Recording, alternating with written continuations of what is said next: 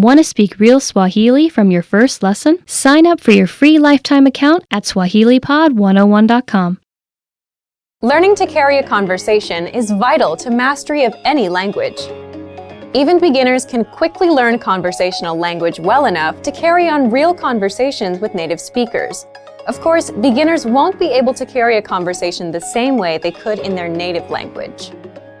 But just knowing a few tips, like which questions to ask to keep a conversation going, are all you need to speak and interact with real native speakers.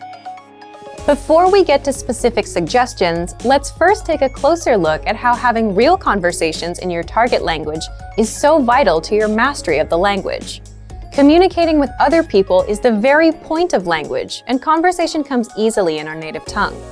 For beginners, or anyone learning a new language, conversations aren't easy at all, and even simple greetings can be intimidating and awkward. Nothing kills a conversation faster than long periods of awkward silence, so you need practice and specific strategies to avoid them.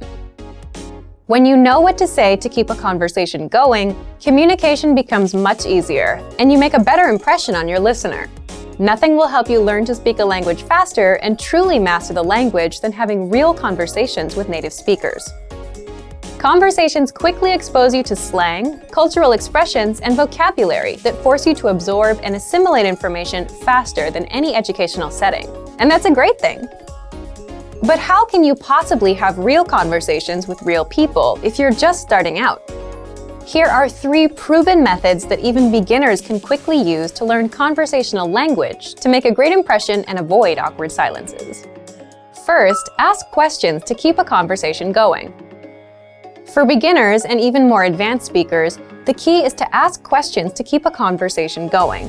Of course, they can't be just random questions, or else you may confuse the listener. But by memorizing a few key questions and the appropriate time to use them, you can easily carry a conversation with minimal vocabulary or experience. And remember, the more conversations you have, the quicker you will learn and master the language. Second, learn core vocabulary terms as quickly as possible. You don't need to memorize thousands of words to learn conversational language. In fact, with just a couple hundred words, you could have a very basic conversation. And by learning maybe 1,000 to 2,000 words, you could carry a conversation with a native speaker about current events, order in restaurants, and even get directions. To help you get started with this, check out our 2,000 common words, also known as our core list. These 2,000 words are all you need to learn to speak fluently and carry a conversation with a native speaker. Third, study video or audio lessons that you can play and replay again and again. If you want to know how to carry on a conversation, then you need exposure to native speakers, and the more, the better. Studying video or audio lessons is ideal because they provide contextualized learning in your native language, and you can play them again and again until you achieve mastery. Our instructors have created more than 2,500 video and audio lessons that you can play over and over. And the best part is, they don't just teach you vocabulary and grammar. They are designed to help you learn to speak and teach you practical everyday topics like shopping, ordering, and more. Although it may seem intimidating for a beginner, the truth is that it's very easy to learn conversational language. Just learn a few core vocabulary terms and which questions to ask to keep a conversation going. Our language learning program has the world's largest online collection of video and audio lessons by real instructors, plus tons of advanced tools to help you learn to speak and carry on a conversation quickly. Just a little practice and exposure to real conversations or lessons is all it really takes. So, if you're ready to finally learn a new language the fast, fun, and easy way, sign up for your free lifetime account by clicking on the link in the description. Signing up takes less than 30 seconds, and you'll start speaking from your very first lesson. If you enjoyed these tips, hit the like button, share the video with anyone who's trying to learn a new language, and subscribe to our channel. We release new videos every week. I'll see you next time. Bye! Mwanamume anaripoti katika mkutano kuhusu nyendo za mauzo ya kampuni yake. Anatumia chati gani kati ya hizi mbili katika hotuba yake? Tafadhali tazama kijikaratasi. Chati ya kushoto inaonyesha mauzo ya kampuni yetu katika miaka 3 iliyopita na utabiri wa mauzo katika mwaka huu. Chati ya kulia inaonyesha mauzo katika miezi hadi mwezi wa Oktoba wa mwaka huu. Sasa tafadhali tazama chati ya kushoto. Inaonyesha vile mazao ilikuwa ikiongezeka kwa utaratibu katika miaka 3 iliyopita. Tukiweza kupandisha mauzo yetu, mauzo kwa jumla ya mwaka huu utaonyesha kuongezeka kutoka mwaka jana. Aidha, tazama chati ya pili. Inaonyesha kuwa kampeni tulizofanya Aprili na Agosti zilikuwa za manufaa. Naelewa, lakini mauzo yalipungua Mei na Septemba tukifuatilia makampeni.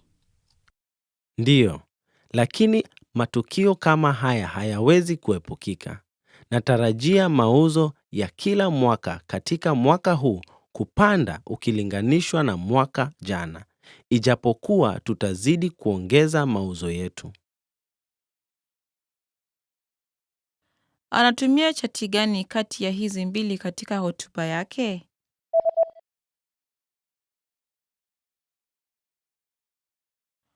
Mwanamume anaripoti katika mkutano kuhusu nyendo za mauzo ya kampuni yake. Anatumia chati gani kati ya hizi mbili katika hotuba yake?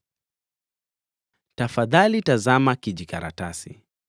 Chati ya kushoto inaonyesha mauzo ya kampuni yetu katika miaka 3 iliyopita na utabiri wa mauzo katika mwaka huu. Chati ya kulia inaonyesha mauzo katika miezi hadi mwezi wa Oktoba wa mwaka huu. Sasa tafadhali tazama chati ya kushoto. Inaonyesha vile mazao ilikuwa ikiongezeka kwa utaratibu katika miaka 3 iliyopita. Tukiweza kupandisha mauzo yetu, mauzo kwa jumla ya mwaka huu utaonyesha kuongezeka kutoka mwaka jana. Aidha, tazama chati ya pili. Inaonyesha kuwa kampeni tulizofanya Aprili na Agosti zilikuwa za manufaa. Naelewa, lakini mauzo yalipungua Mei na Septemba tukifuatilia makampeni. Ndiyo, lakini matukio kama haya hayawezi kuepukika. Natarajia mauzo ya kila mwaka katika mwaka huu kupanda ukilinganishwa na mwaka jana, ijapokuwa tutazidi kuongeza mauzo yetu. Mwanamume anajiunga na klabu ya michezo na kupata maelezo kuhusu sera zake. Ni aina gani ya wanachama atakayochagua? Wacha nianze kwa kueleza aina tofauti ya wanachama wa klabu yetu ilivyofafanuliwa katika kijikaratasi hii. Wanachama wa kawaida wanaweza kutumia pumziko na bwawa la kuogelea wakati wowote katika siku yoyote ya wiki. Lakini pia, tunapeana wanachama wa asubuhi mapema ambapo watu wanaweza kutumia vifaa asubuhi peke yake, na wanachama wa usiku kwa wale wanaotaka kuja usiku pekee. Masaa ya wanachama wa asubuhi mapema ni saa yapi? Wanachama wa asubuhi mapema wanaweza tumia vifaa kuanzia saa 12 asubuhi hadi saa 4 asubuhi, na wanachama wa usiku wanaweza kuzitumia kuanzia saa 12 jioni hadi saa 5 usiku. Naelewa, kwa hivyo wanachama wa asubuhi wanaweza simama hapa na kutumia vifaa hivi wakielekea kazini. Ndivyo. Wanachama wa asubuhi unasifika sana kwa watu wanaofanya kazi kuanzia saa 3 asubuhi hadi saa 11 jioni. Ningelipenda kutumia pumziko na bwawa la kuogelea. Nadhani nitatumia pumziko katika masaa ya asubuhi kabla ya kuenda kazini, katika masiku ya kawaida, na nitumie bwawa la kuogelea wikendi. Je, una chama unaokubali masaa ya asubuhi katika siku ya kawaida lakini siku nzima ya wikendi? Samahani bwana, lakini hatupeani wanachama kama huo. Sawa, sidhani nitaweza kuamka mapema katika wikendi. Kwa hivyo, nitachukua wanachama huu. Ni aina gani ya wanachama atakayochagua?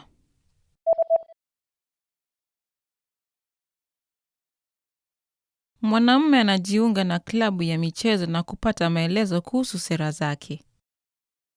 Ni aina gani ya wanachama atakayochagua? Wacha nianze kwa kueleza aina tofauti ya wanachama wa klabu yetu ilivyofafanuliwa katika kijikaratasi hii. Wanachama wa kawaida wanaweza kutumia pumziko na bwawa la kuogelea wakati wowote katika siku yoyote ya wiki. Lakini pia, tunapeana wanachama wa asubuhi mapema ambapo watu wanaweza kutumia vifaa asubuhi peke yake, na wanachama wa usiku kwa wale wanaotaka kuja usiku pekee. Masaa ya wanachama wa asubuhi mapema ni saa yapi? Wanachama wa asubuhi mapema wanaweza tumia vifaa kuanzia saa 12 asubuhi hadi saa 4 asubuhi, na wanachama wa usiku wanaweza kuzitumia kuanzia saa 12 jioni hadi saa 5 usiku. Naelewa. Kwa hivyo wanachama wa asubuhi wanaweza simama hapa na kutumia vifaa hivi wakielekea kazini. Ndivyo. Wanachama wa asubuhi unasifika sana kwa watu wanaofanya kazi kuanzia saa 3 asubuhi hadi saa 11 jioni. Ningelipenda kutumia pumziko na bwawa la kuogelea. Nadhani nitatumia pumziko katika masaa ya asubuhi kabla ya kuenda kazini, katika masiku ya kawaida, na nitumie bwawa la kuogelea wikendi. Je, una chama unaokubali masaa ya asubuhi katika siku ya kawaida lakini siku nzima ya wikendi? Samahani bwana, lakini hatupeani wanachama kama huo.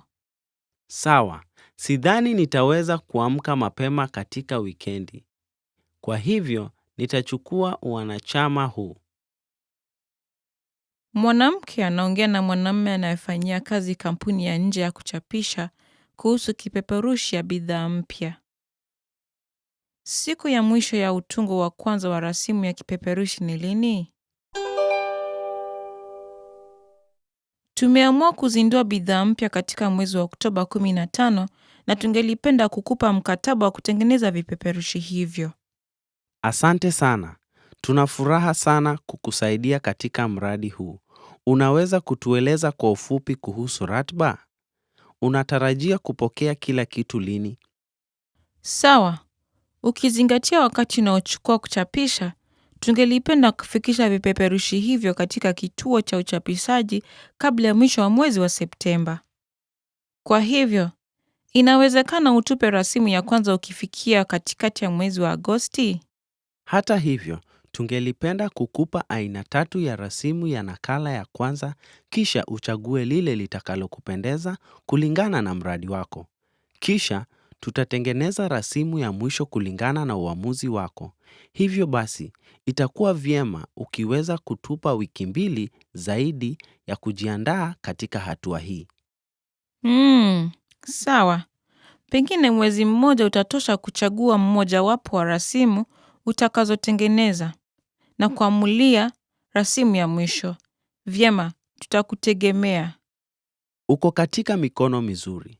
Timu yetu ya rasimu ndio bora zaidi. Asante sana. Siku ya mwisho ya utungo wa kwanza wa rasimu ya kipeperushi ni lini?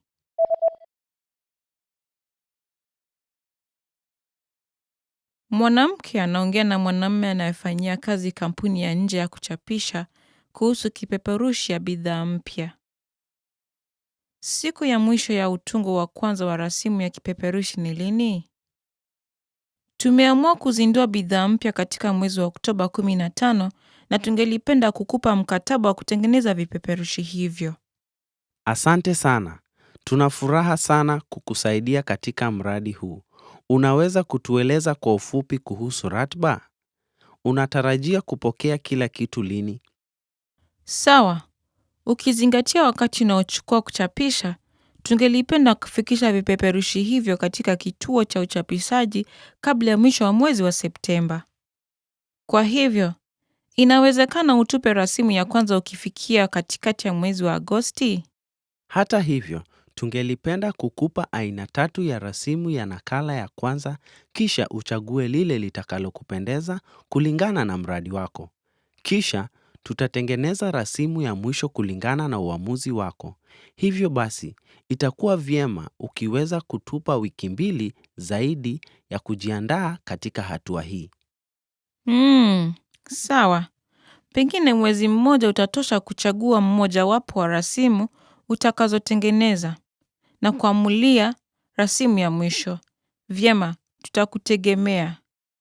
Uko katika mikono mizuri. Timu yetu ya rasimu ndio bora zaidi. Asante sana. Mwanamke anapiga simu kuhifadhi tiketi ya tamthilia. Alipata viti gani 2? Hello. Hili ni chumba cha michezo cha Blackfriars. Naweza kukusaidia? Ningelipenda kupata tiketi 2 ya King Lear saa 11:30 jioni wa leo. Je, bado una viti zinazoweza kupatikana? Tuna nafasi chache zilizobaki. Samahani, lakini hatuna viti vinavyofuatana. Hata hivyo, ukipenda tunaweza kupa viti 2 tofauti. Sawa, hatujali. Je, una jambo lingine la kuuliza? Je, una viti vyovyote vya njia? Ndiyo. Tuna kiti karibu na njia katika upande wa kushoto sehemu ya katikati. Na kulia kwake, baada ya viti 3, kuna kiti kingine wazi. Katika sehemu ya upande? Sawa, hivyo basi nipe hicho kiti. Hakika. Je, na kile kingine? Una kiti karibu na sehemu ya kati? Viti vilivyobaki ni kutoka mstari wa 1 hadi wa 3. Sijali sana kuhusu kutemewa mate na waigizaji. Kwa hivyo, Chumba hiki ni kidogo. Nadhani utaweza penda tamthilia hii hata ukiwa mwisho wa mstari wa upande. kweli. Kwa hivyo, nitachukua kile ulichotaja mbeleni katika sehemu ya kushoto. Alipata viti gani 2?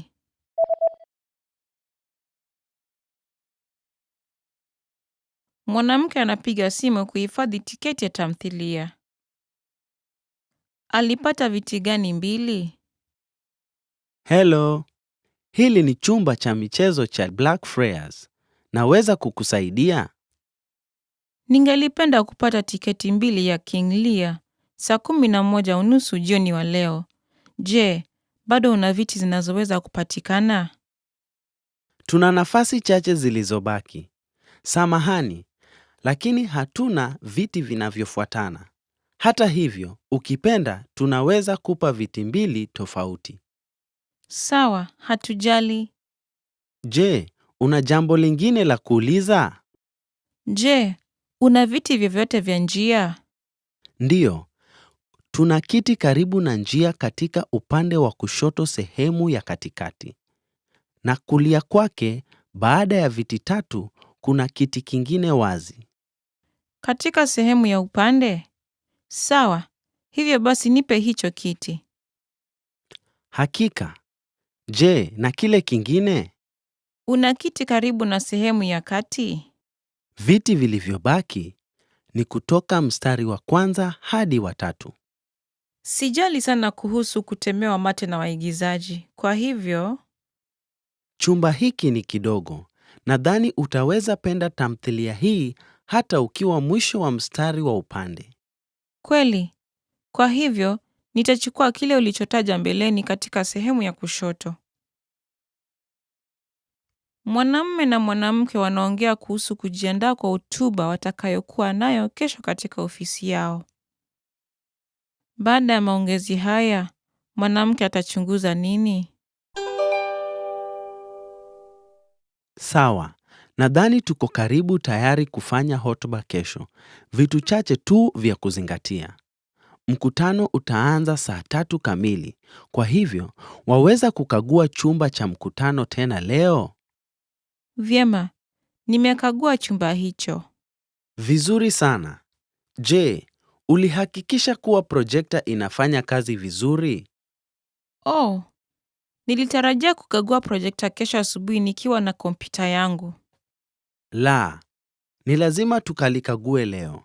Hatutakuwa na nafasi ya kurekebisha ikiwa itakuwa na shida. Kwa hivyo, hakikisha umelikagua leo. Hilo ndilo jambo muhimu sana. Sawa? Nitafanya. Na ulishachapisha nakala kadhaa? Nataka anazichapisha sasa hivi.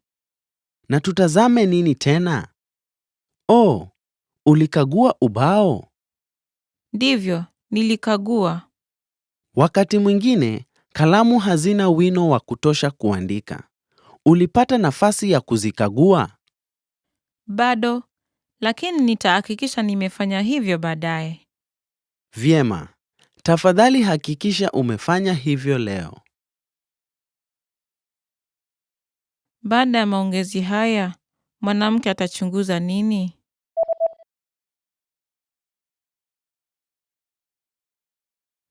Mwanamume na mwanamke wanaongea kuhusu kujiandaa kwa hotuba watakayokuwa nayo kesho katika ofisi yao. Baada ya maongezi haya, mwanamke atachunguza nini? Sawa. Nadhani tuko karibu tayari kufanya hotuba kesho. Vitu chache tu vya kuzingatia. Mkutano utaanza saa 3 kamili. Kwa hivyo, waweza kukagua chumba cha mkutano tena leo? Vyema, nimekagua chumba hicho. Vizuri sana. Je, ulihakikisha kuwa projekta inafanya kazi vizuri? Oh, nilitarajia kukagua projekta kesho asubuhi nikiwa na kompyuta yangu. La, ni lazima tukalikague leo. Hatutakuwa na nafasi ya kurekebisha ikiwa itakuwa na shida. Kwa hivyo, hakikisha umelikagua leo. Hilo ndilo jambo muhimu sana. Sawa? Nitafanya. Na ulishachapisha nakala kadhaa? Nataka anazichapisha sasa hivi. Na tutazame nini tena? Oh, ulikagua ubao? Ndivyo, nilikagua. Wakati mwingine, kalamu hazina wino wa kutosha kuandika. Ulipata nafasi ya kuzikagua? Bado, lakini nitahakikisha nimefanya hivyo baadaye. Vyema. Tafadhali hakikisha umefanya hivyo leo. Want to speak real Swahili from your first lesson? Sign up for your free lifetime account at swahilipod101.com. Yes, welcome again. This is Medina. Welcome to Swahili Pod 101. Top words. Today we are going to look at 10 hardest words to pronounce in Swahili. Baadaye, later. Baadaye, later. Baadaye. For example, you can say, tuonane baadaye. See you later. Tuonane baadaye. Now, actually, I can understand why it's a little bit difficult word to pronounce because looking back at my nephew, he was at that time around 2-3 years old. He had a very hard time saying baadaye. He used to say baadaye, baadaye, which is quite different. But now he made it up. He's okay. He says baadaye. Changia, to contribute. Changia, to contribute. Changia. Changia katika mikakati ya mambo makuu. To contribute to a greater cause. Changia katika mikakati ya mambo makuu. Hakuna matata, no worries. Hakuna matata, no worries. Hakuna matata. Hapa Kenya, hakuna matata. There are no worries here in Kenya. Actually, there's a song that goes, Kenya nchi yetu, hakuna matata. Nchi ya kupendeza, hakuna matata. That means that in our country, there are no worries. It's a lovable country. There are no worries. Yeah, hakuna matata is quite a handy word to use. Actually, it's in a song, so just learn the song and you get the word. If you're a fan of Lion King movie, I'm sure you've heard about this phrase. Kiangazi, hot season. Kiangazi, hot season. Kiangazi. Kuna kiangazi sana kaskazini mwa nchi. The north part of the country is very dry. Kuna kiangazi sana kaskazini mwa nchi. Kipupwe, cool season. Kipupwe, cool season.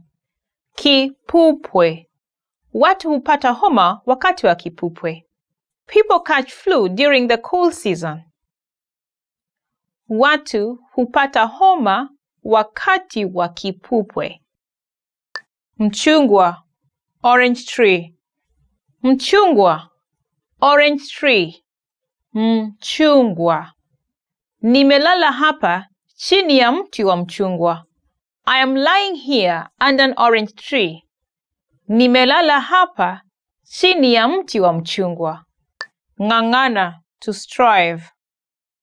Ng'ang'ana, to strive. Ng'ang'ana. Nang'ang'ana kuwa wa kwanza. I'm striving to be the first one. Ng'ang'ana. Can you try saying it out? Ng'ang'ana. Do you realize that you stick your tongue at the back upper part of your mouth and then the voice comes through your nose? Ng'ang'ana. Hope you did it. Ng'ombe, cow. Ng'ombe, cow. Ng'ombe. Hawa ni ng'ombe wawili. Hawa ni ng'ombe wawili. These are two cows. Ng'ombe is similar like ng'ang'ana. Mean the way you stick the tongue behind and to the top of your mouth. But now you're using the O sound. You're trying to make the O sound. Try it again. Ngo, ngo, ng'ombe. Hope you made it. Takataka, trash. Takataka, trash. Takataka. Kutupa takataka, to empty the trash. Kutupa takataka. Now, takataka can be used in different ways. For example, if someone says takataka, it will mean something really bad or wasteful or something that is annoying. If someone says, wewe ni takataka, it means you're wasteful or you're a waste. So you can use it different ways. But you know what? Don't use it to your friend or someone. I mean, it's not a good word to use, in other words. So be careful when you use it. Nyanyasa, oppress. Nyanyasa, oppress. Nyanyasa. Matajiri wananyanyasa maskini. The rich oppress the poor. Matajiri wananyanyasa maskini.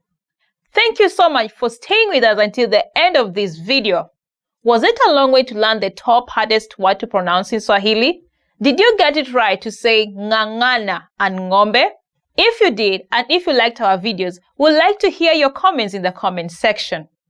And please, don't forget to visit our website, swahilipod101.com, for more lessons. See you. Bye. Kwaheri.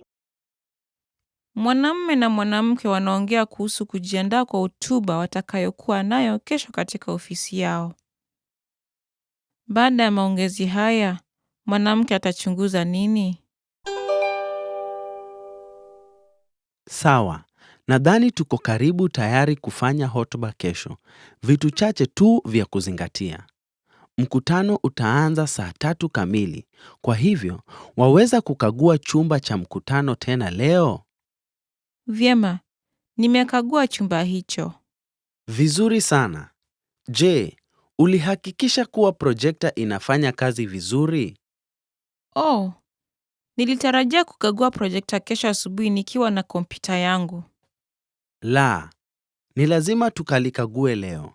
Hatutakuwa na nafasi ya kurekebisha ikiwa itakuwa na shida.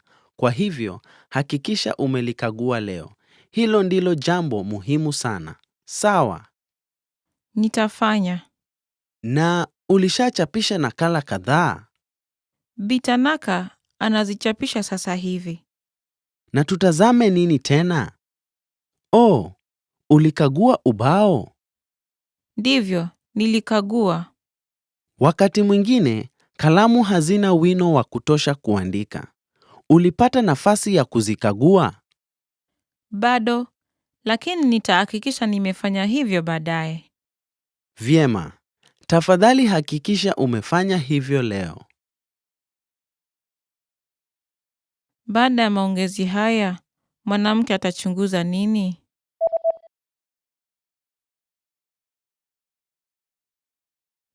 Mwanamume na mwanamke wanaongea kuhusu kujiandaa kwa hotuba watakayokuwa nayo kesho katika ofisi yao.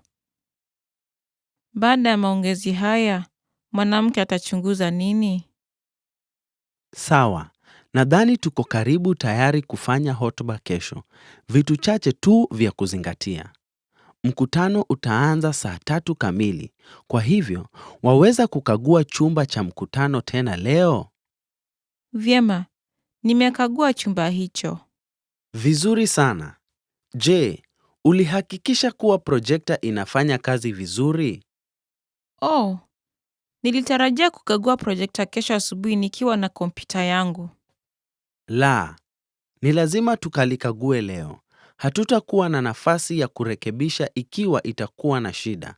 Kwa hivyo, hakikisha umelikagua leo. Hilo ndilo jambo muhimu sana. Sawa. Nitafanya. Na ulishachapisha nakala kadhaa? Nataka anazichapisha sasa hivi. Na tutazame nini tena? Oh, ulikagua ubao? Ndivyo, nilikagua. Wakati mwingine, kalamu hazina wino wa kutosha kuandika. Ulipata nafasi ya kuzikagua? Bado, lakini nitahakikisha nimefanya hivyo baadaye. Vyema. Tafadhali hakikisha umefanya hivyo leo. Mwanamume na mwanamke wanachagua hoteli. Watachagua hoteli gani? Tunapaswa kuamua hoteli ya safari yetu ya mwezi ujao. Sawa. Wacha tuchunguze kwa mtandao. Hoteli ya bahari iko karibu na pwani. Inasema $120 kwa usiku kwa mtu. Na unapewa kifungua kinywa cha kujihudumia mwenyewe. Ni vipi kuhusu hoteli ya Pine? Ni $80 kwa usiku. Sitaki kupoteza gharama nyingi kwa makao. Lakini hoteli ya Pine ni mbali kutoka pwani na jijini. Na inasema utalipia wifi. Na vipi hoteli ya Sunrise? Kawaida hugharamia $140 kwa usiku. Lakini sasa kuna ukuzaji na tunaweza ishi usiku mmoja kwa $90. Liko katika pwani na jiji. Pia ina wifi bure. Linaonekana nzuri. Subiri. Linasema mpango huu ni wa wiki ijayo tu. Sikuona hiyo. Hivyo basi, mahali hapa hoteli ya Royal. Liko katikati ya jiji na inagharamia $100 kwa usiku. Chumba hakifanani nzuri, lakini kuna wifi ya bure. Sawa, wacha tuhifadhi hoteli hii. Tayari imehifadhiwa kikamilifu. Laiti. Hivyo basi nadhani ya kwanza ni bora. Imejaa? La sivyo. Watachagua hoteli gani? Mwanamume na mwanamke wanachagua hoteli. Watachagua hoteli gani? Tunapaswa kuamua hoteli ya safari yetu ya mwezi ujao. Sawa, wacha tuchunguze kwa mtandao. Hoteli ya bahari iko karibu na pwani. Inasema $120 kwa usiku kwa mtu. Na unapewa kifungua kinywa cha kujihudumia mwenyewe. Ni vipi kuhusu hoteli ya Pine? Ni $80 kwa usiku. Sitaki kupoteza gharama nyingi kwa makao. Lakini hoteli ya Pine ni mbali kutoka pwani na jijini. Na inasema utalipia wifi. Na vipi hoteli ya Sunrise? Kawaida hugharamia $140 kwa usiku. Lakini sasa kuna ukuzaji na tunaweza ishi usiku mmoja kwa $90. Liko katika pwani na jiji. Pia ina wifi bure. Linaonekana nzuri. Subiri. Linasema mpango huu ni wa wiki ijayo tu. Sikuona hiyo. Hivyo basi, mahali hapa hoteli ya Royal, liko katikati ya jiji na inagharamia $100 kwa usiku. Chumba hakifanani nzuri, lakini kuna wifi ya bure. Sawa, wacha tuhifadhi hoteli hii. Tayari imehifadhiwa kikamilifu. Laiti. Hivyo basi nadhani ya kwanza ni bora. Imejaa? La sivyo. Mwanamume na mwanamke wanazungumza kuhusu mpangilio wa chumba cha mkutano. Watapanga meza jinsi gani? Wacha tupange meza kwa ajili ya mkutano wa kesho. Sawa. Tuweke meza zote katikati ya chumba ili kila mtu akae kwa mviringo namna ya kutazamiana? La, kutakuwa na kikao cha kikundi cha kwanza. Hivyo basi, tugawanye meza kwa sehemu 4. Watu 4 katika kila kikundi. Sawa. Na nitaweka vijikaratasi vya kuandika na kalamu kwa kila meza. Asante. Na tutakuwa na maelezo fupi kutumia projekta kabla ya kuanza kikao. Hivyo, tunahitaji kuweka projekta hapa. Sawa. Pia tutatumia ubao mweupe, sivyo? Ni vyema nikiweka bodi mweupe karibu na onyesho? Naam. Unaonaje ukiweka ubao mweupe sehemu kinyume na onyesho? Wacha tuuweke nyuma ya chumba. Naona. Na ukumbuke kurudisha vitu vyote baada ya mkutano. Weka pamoja meza 2 na uzipange katika safu 4. Watapanga meza jinsi gani?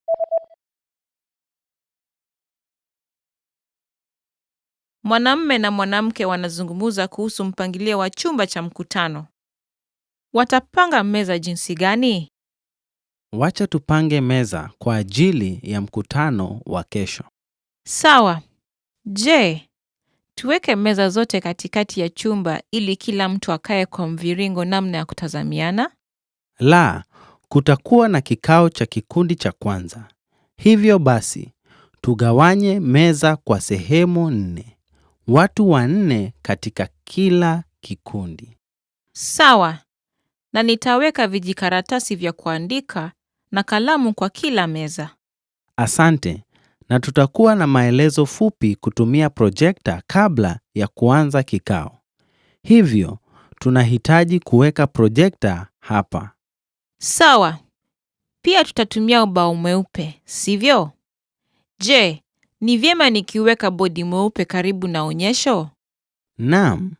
Unaonaje ukiweka ubao mweupe sehemu kinyume na onyesho? Wacha tuuweke nyuma ya chumba. Naona. Na ukumbuke kurudisha vitu vyote baada ya mkutano. Weka pamoja meza 2 na uzipange katika safu 4. Mwanamume na mwanamke wanaongea kuhusu vifaa vya ofisi. Mwanamume ataagiza nini?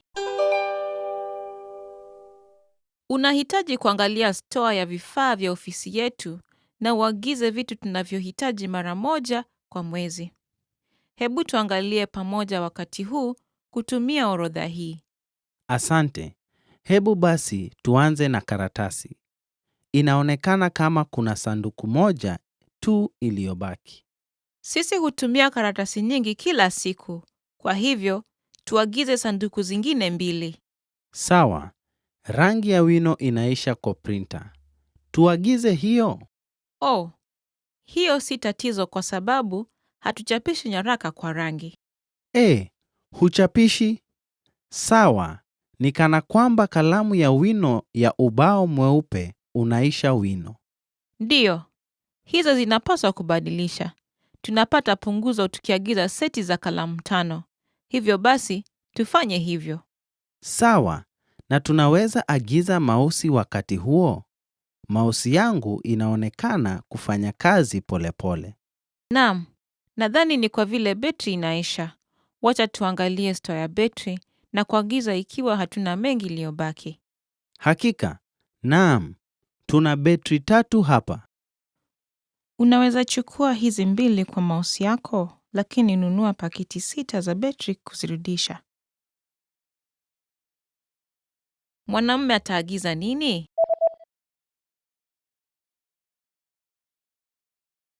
Mwanamume na mwanamke wanaongea kuhusu vifaa vya ofisi. Mwanamume ataagiza nini? Unahitaji kuangalia store ya vifaa vya ofisi yetu na uagize vitu tunavyohitaji mara moja kwa mwezi. Hebu tuangalie pamoja wakati huu kutumia orodha hii.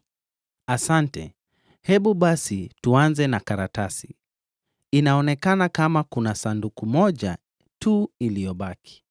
Sisi hutumia karatasi nyingi kila siku. Kwa hivyo, tuagize sanduku zingine 2. Sawa. Rangi ya wino inaisha kwa printer. Tuagize hiyo. Oh, hiyo si tatizo kwa sababu hatuchapishi nyaraka kwa rangi. Huchapishi? Sawa. Ni kana kwamba kalamu ya wino ya ubao mweupe unaisha wino. Ndiyo, hizo zinapaswa kubadilisha. Tunapata punguzo tukiagiza seti za kalamu 5. Hivyo basi, tufanye hivyo. Sawa. Na tunaweza agiza mausi wakati huo. Mausi yangu inaonekana kufanya kazi polepole. Naam, nadhani ni kwa vile betri inaisha. Wacha tuangalie store ya betri na kuagiza ikiwa hatuna mengi iliyobaki. Hakika. Naam. Tuna betri 3 hapa. Unaweza chukua hizi 2 kwa mouse yako, lakini nunua pakiti 6 za betri kuzirudisha. Mwanamke anauliza mtu katika kituo cha wageni jinsi ya kufika katika uwanja wa ndege. Ataenda wapi baadaye? Samahani, ningelipenda kwenda kwa uwanja wa ndege. Unaweza kunieleza jinsi ya kufika huko? Hakika, kuna njia chache ya kufika huko. Ukitumia basi moja, itakuchukua karibu saa 1:30 kwa uwanja wa ndege. Lakini, bei ndio la chini kabisa. Ukitumia basi ya namba 2, itachukua karibu dakika 50 kwa sababu ni basi isiyosimama, lakini inatoka mara moja kwa saa. Ni ghali kidogo. Naelewa. Na teksi je? Ndiyo, kuna jukwaa la teksi mbele ya kituo hiki cha mgeni. Na inachukua karibu saa 1. Lakini itakuwa ghali zaidi kuliko besi kwa sababu wanatumia njia kuu na wanalipisha zaidi kwa mizigo kubwa. Ala, sikuwa natarajia hivyo. Ni ghali sana kwangu. Jambo lingine, je, ulinunua kitu chochote katika shopping plaza wakati wa kuishi kwako? Wao hutoa huduma saidizi ya huduma ya shuttle kutoka shopping plaza hadi uwanja wa ndege kwa wateja walionunua. Ala, sikujua hiyo. Bado sijanunua. Hata hivyo, nilikuwa naenda kununua zawadi. Basi unaweza kutumia hiyo. Ataenda wapi baadaye?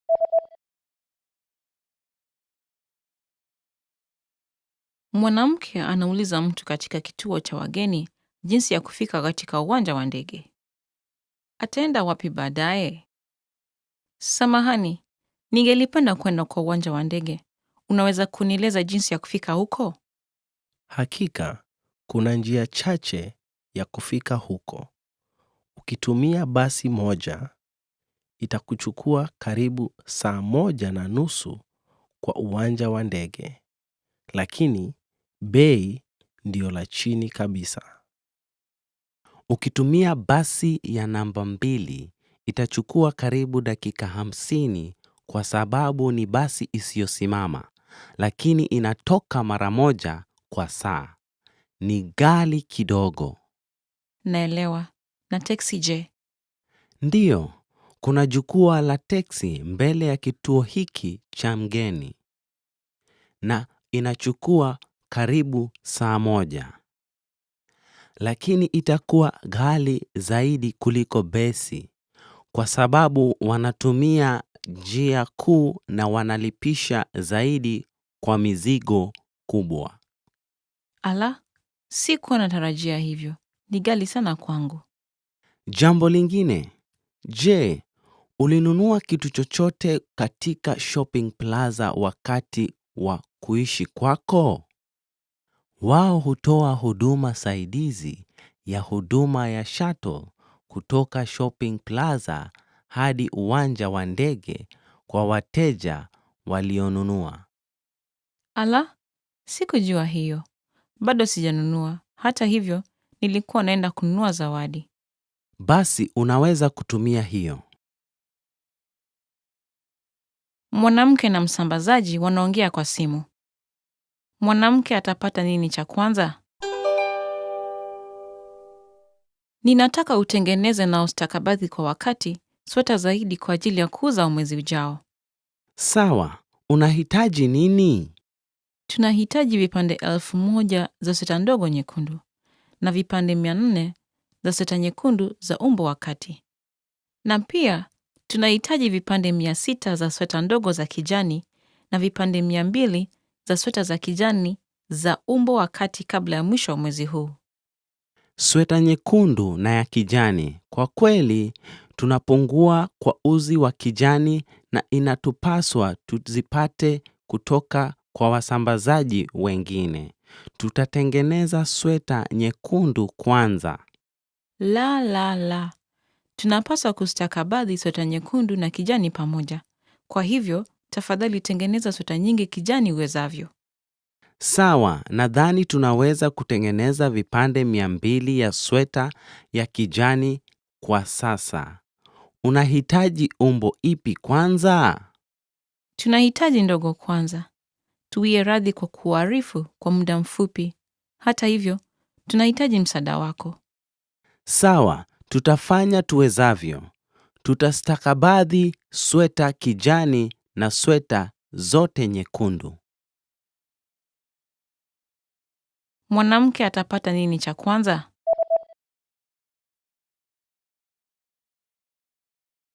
Mwanamke na msambazaji wanaongea kwa simu. Mwanamke atapata nini cha kwanza? Ninataka utengeneze na ustakabadhi kwa wakati sweta zaidi kwa ajili ya kuuza mwezi ujao. Sawa, unahitaji nini? Tunahitaji vipande 1000 za sweta ndogo nyekundu na vipande 400 za sweta nyekundu za umbo wa kati. Na pia tunahitaji vipande 600 za sweta ndogo za kijani na vipande 200 za sweta za kijani za umbo wa kati kabla ya mwisho wa mwezi huu. Sweta nyekundu na ya kijani. Kwa kweli, tunapungua kwa uzi wa kijani na inatupaswa tuzipate kutoka kwa wasambazaji wengine. Tutatengeneza sweta nyekundu kwanza. La. Tunapaswa kustakabadhi sweta nyekundu na kijani pamoja. Kwa hivyo, tafadhali tengeneza sweta nyingi kijani uwezavyo. Sawa, nadhani tunaweza kutengeneza vipande 200 ya sweta ya kijani kwa sasa. Unahitaji umbo ipi kwanza? Tunahitaji ndogo kwanza. Tuwie radhi kwa kuarifu kwa muda mfupi. Hata hivyo, tunahitaji msaada wako. Sawa, tutafanya tuwezavyo. Tutastakabadhi sweta kijani na sweta zote nyekundu. Want to speak real Swahili from your first lesson? Sign up for your free lifetime account at swahilipod101.com. Yes, welcome to Swahili Pod 101. Again, it's Medina with you. Now, today we are going to do something really special. We are going to talk about 10 words you never want to hear. No, don't say this on my ears. Something like that. Do you have that experience? Now, follow me and let's have fun. Je, umeongeza uzito hivi karibuni? Je, umeongeza uzito hivi karibuni? Have you gained weight recently? Actually, in Kenya, adding weight is not really a big issue because people think The bigger you are in mass, the wealthier you are, or the richer you are. So there's nothing really bad about adding weight when you compare it with other countries like probably Japan or the States, where you may get hard when someone talks about your weight. So feel free in Kenya. The only problem comes in when you're really cutting weight. So it's the opposite. If you're really cutting weight, yeah, people will be asking you, oh, what's happening, you know? What's happening? Don't you have food? Or are you stressed? So there are those kind of cultural differences. Una nywele ya rangi jivu. Una nywele ya rangi jivu. You have gray hair. You know, people have a difficult time accepting the fact that they are growing old. Yet it's a paradox of life, right? You're celebrating your birthday, but at the same time, you're growing old. Now, when you're growing old, it reaches a point when you're growing gray hair, right? And it's evident. You cannot hide it unless you're coloring your hair. Now, in Kenya, really, you don't want to tell someone that they're growing gray hair.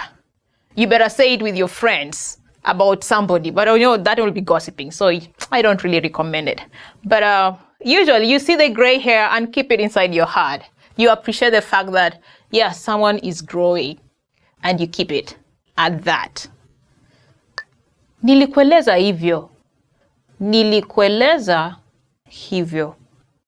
I told you so. Actually, when you say it naturally, it comes out in a kind of arrogant way. Let's try it in Swahili. Nilikueleza hivyo. I told you so, you know? This is someone who kind of warned you beforehand that do not go that way. Then unfortunately, I mean, at that time it's not really unfortunate, but you know, you did it, and then there are those kind of consequences or things that happen that are not really good. Then you come back and, you know, your friend who warned you says on your face, I told you so. You don't want to hear that at that moment, especially when things are gone bad, you know? Umefutwa kazi. Umefutwa kazi. You're fired. You know, this phrase, when someone is firing you, sometimes they say it in a polite way, right? Umefutwa kazi. Not to make you feel like, okay, the world is ending. But there are those ones who come literally and say, umefutwa kazi. You know what I mean? Like, you're fired, like, literally. It's like fire is coming on its way right there and then, and you feel like hell is burning loose. But you know what? It's one phrase that we do not really want to hear, and neither do we want to tell. Imagine someone is fired. I mean, I have friends who have been fired, and they will never want to tell. You'll just see by yourself. You'll not see them getting out of the house, and you're like, oh, what happened? You don't even want to go ask, you know? You're afraid. So you ask the neighbors. You hear from the neighbors that, oh, amefutwa kazi, which is kind of very sad. It's not a phrase that you want to hear. Not from your good friend either, right? Sio wewe, ni mimi. Sio wewe, ni mimi. It's not you, it's me. You know, this is one of the common phrases we hear when people are breaking up. Usually someone says this to take responsibility of the situation, like the breaking up. It sounds like polite, but it's like a cliche nowadays, and it's not a fun word to say. Sio wewe, ni mimi. Hope you never meet this word. I wish you luck. Asante kwa wasifu wako. Hata hivyo, nafasi hiyo ishachukuliwa. Asante kwa wasifu wako.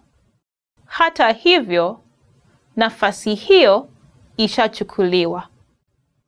Thank you for your resume. However, the position has been filled. Okay, let us imagine you're looking for a job, like, yes, seriously. And honestly, this is seriously in Kenya because we have a pool of undergraduates who are looking for jobs every day, you know? You actually advertise for one position like this and you find like more than 1,000 applicants. You're like, okay, well, how should I prove myself to be smart?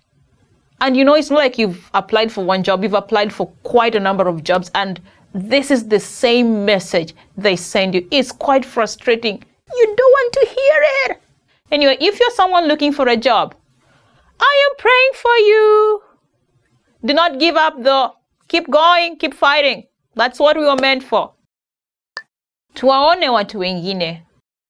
Tuwaone watu wengine. We should see other people. Now, this is a sad phrase in itself. Already, like, it's an explanation in itself. Someone is breaking up with you and with that arrogance, like, oh, let's go see other people, you know? It's like he already has many other options. Probably you're just one of them and you're like, oh, he's giving up on you to try the other options. It's quite sad though, right? It's quite sad. And like previously, I hope this never comes your way. But the bright side is, you may end up getting someone who will treat you better than the person who has left you. So never give up hope. Sina pesa yako leo. Sina pesa yako leo. I don't have your money today. Okay, I'm laughing, but it's quite serious, and it's quite a common phrase I hear quite from a lot of my friends. You know, when you're lending money, you should lend the amount you know you're willing to lose. That's what my mother tells me every time. Because, yeah, you lend this money and you go asking for it, and the person says, I don't have your money today. And you know, you go back tomorrow and it's another today. So those todays sometimes never come to an end. So whenever you're lending money, just be careful. Be careful how much you're lending and to who. Once bitten, twice shy. So if you're lending money to the same person who says that I don't have your money today, you have to think again. I wish you luck in this. Inapaswa tuongee. Inapaswa tuongee. We need to talk. For me, this is one of the phrases that are for real. I never want to hear. And when it gets into my ears, I'm like, oh, there's trouble. I get so tensed up. I get so uncomfortable. And I just want to get out of it. I want to ask the person, okay, let's do it now so that we end it right now. I don't know about you. Please tell us your feelings at the comment sections later. We'd like to hear what you say. Nataka siku za kupumzika kutoka kazini.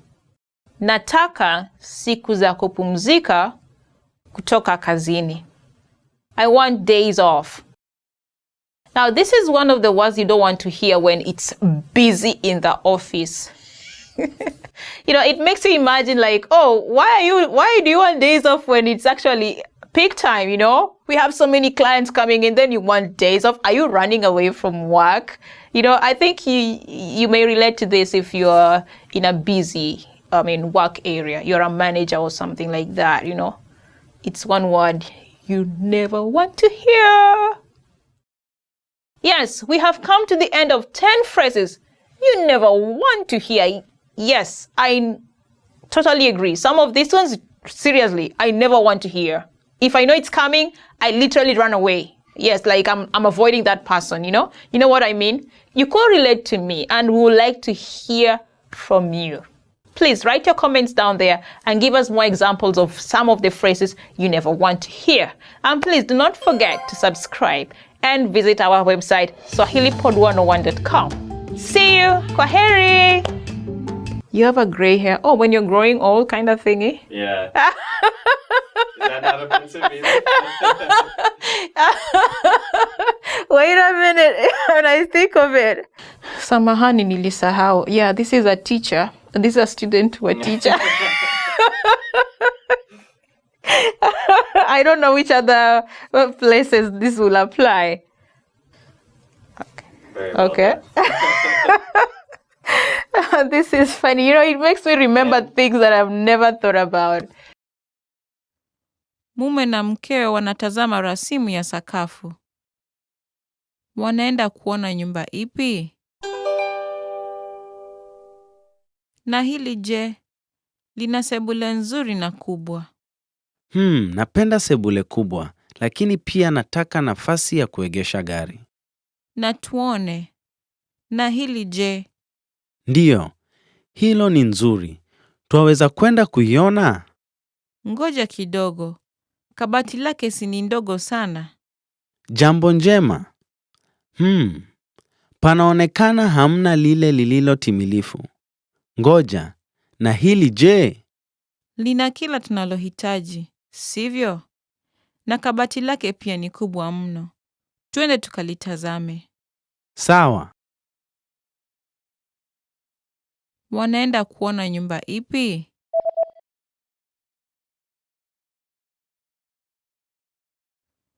Mume na mkewe wanatazama rasimu ya sakafu.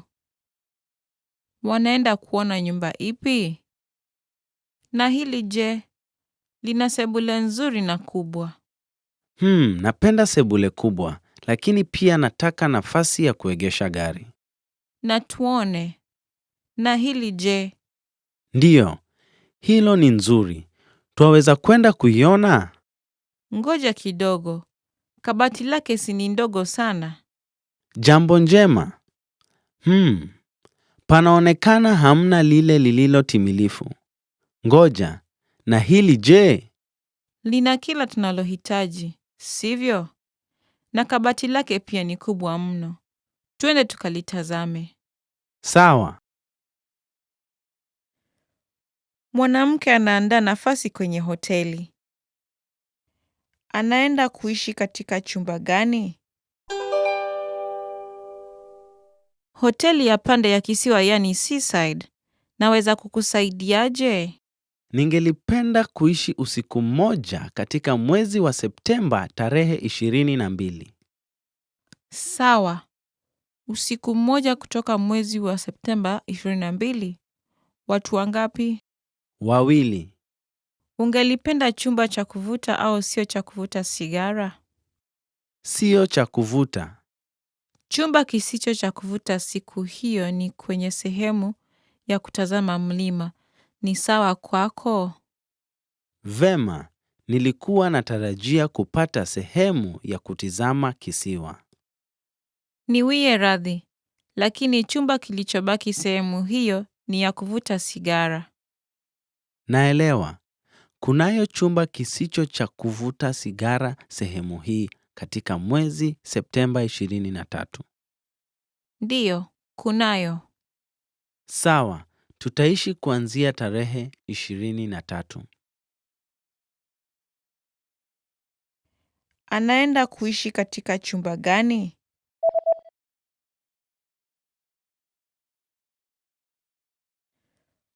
Mwanamke anaandaa nafasi kwenye hoteli. Anaenda kuishi katika chumba gani? Hoteli ya pande ya kisiwa, yani seaside. Naweza kukusaidiaje? Ningelipenda kuishi usiku mmoja katika mwezi wa Septemba tarehe 22. Sawa. Usiku mmoja kutoka mwezi wa Septemba 22. Watu wangapi? 2. Ungelipenda chumba cha kuvuta au sio cha kuvuta sigara? Sio cha kuvuta. Chumba kisicho cha kuvuta siku hiyo ni kwenye sehemu ya kutazama mlima. Ni sawa kwako? Vema, nilikuwa natarajia kupata sehemu ya kutizama kisiwa. Niwie radhi, lakini chumba kilichobaki sehemu hiyo ni ya kuvuta sigara. Naelewa. Kunayo chumba kisicho cha kuvuta sigara sehemu hii katika mwezi Septemba 23. Ndiyo, kunayo. Sawa, tutaishi kuanzia tarehe 23. Mwanamke anaongea na mtengenezaji nywele wake. Angelipenda kutengeneza nywele yake vipi? Hello, naweza kukusaidia? Hello. Nina hifadhi ya birichie saa 9 ya mchana. Karibu Birichi. Njoo huku. Naweza kukusaidia vipi leo? Ningelipenda kubadilisha mtindo wa nywele yangu kidogo. Sawa, ungependa urefu gani? Urefu wa hadi kwenye bega. Sawa. Je, na nywele ya mbele ya uso? Ziwache. Wima chini au uwe na nafasi katika upande? Sehemu ya upande kidogo. Pande ipi? Pengine kushoto kidogo kutoka katikati. Naelewa. Tutaanza na shampoo, hivyo basi njoo huku. Angelipenda kutengeneza nywele yake vipi?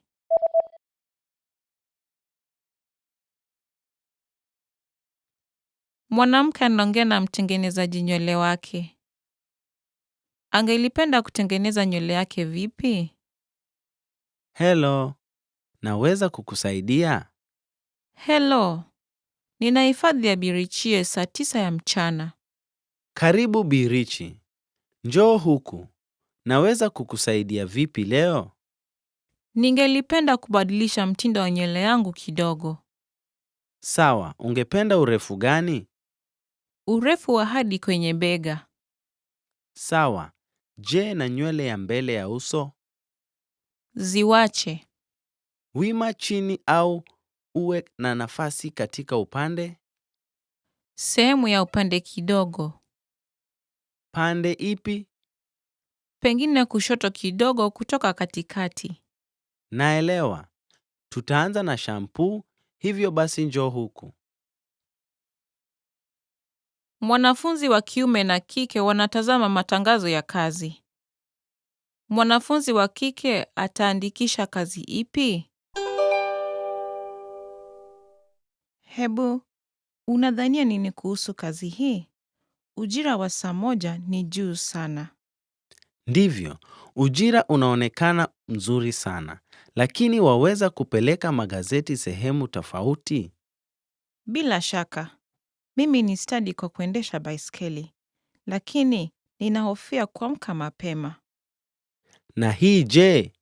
Ujira sio kubwa vile, lakini unaweza kufanya kazi kwa masiku 2 au 3 kwa wiki na kuanza kufanya kazi jioni. Ala, hii. Mchukuzi pesa katika supermarketi, sivyo?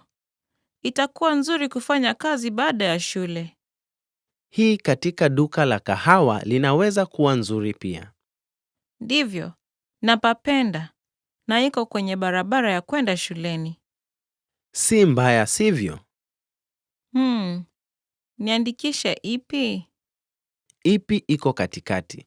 Duka la kahawa au ya kupeleka magazeti sehemu tofauti? Ujira wa kazi ya gazeti ni nzuri sana. Sawa, nimebadilisha uamuzi wangu. Itanibidi niamke mapema. Mwanafunzi wa kike ataandikisha kazi ipi?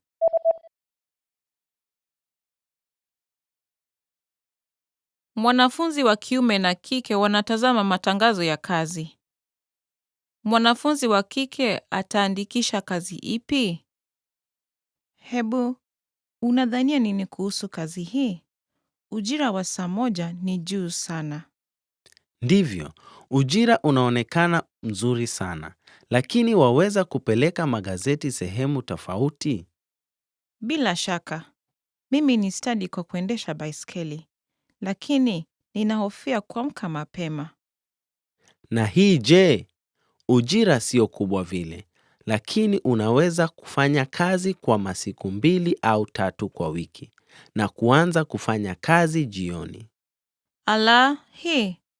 Mchukuzi pesa katika supermarketi, sivyo? Itakuwa nzuri kufanya kazi baada ya shule. Hii katika duka la kahawa linaweza kuwa nzuri pia. Ndivyo, napapenda, na iko kwenye barabara ya kwenda shuleni. Si mbaya, sivyo? Niandikishe ipi? Ipi iko katikati? Duka la kahawa au ya kupeleka magazeti sehemu tofauti? Ujira wa kazi ya gazeti ni nzuri sana. Sawa, nimebadilisha uamuzi wangu. Itanibidi niamke mapema. Mwanamke anapima nguo huku akiongea na karani. Atanunua nguo gani? Inafanana vyema kwako na inakutosha vizuri sana. Naelewa. Inanitosha, lakini mimi huvaa rangi dhahiri. Sijazoea mtindo huu. Hata hivyo, nadhani unafanana vizuri. Kweli? Itanichukua ujasiri ili niweze kuvaa hivi. Unaonaje rinda hii? Mtindo wake ni nyamavu, hivyo basi haitaangaza vile. Uko sawa. Wacha nijaribu hiyo. Endelea. Unadhania nini kulihusu? Hili ni sawa kwangu kuliko ya kwanza. Una mtindo huu wa mikono mirefu? Ndiyo tunao. Asante. Nitanunua hiyo. Atanunua nguo gani?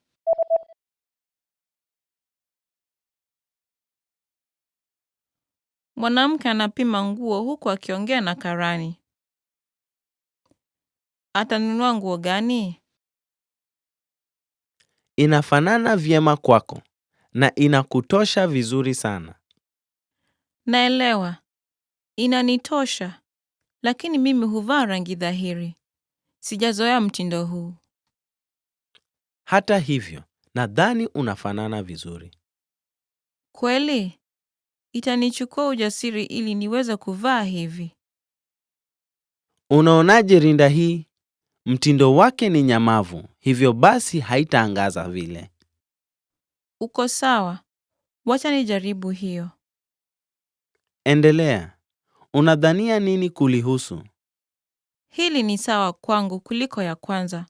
Una mtindo huu wa mikono mirefu? Ndiyo tunao. Asante. Nitanunua hiyo. Want to speed up your language learning? Take your very first lesson with us. You'll start speaking in minutes and master real conversations. Sign up for your free lifetime account.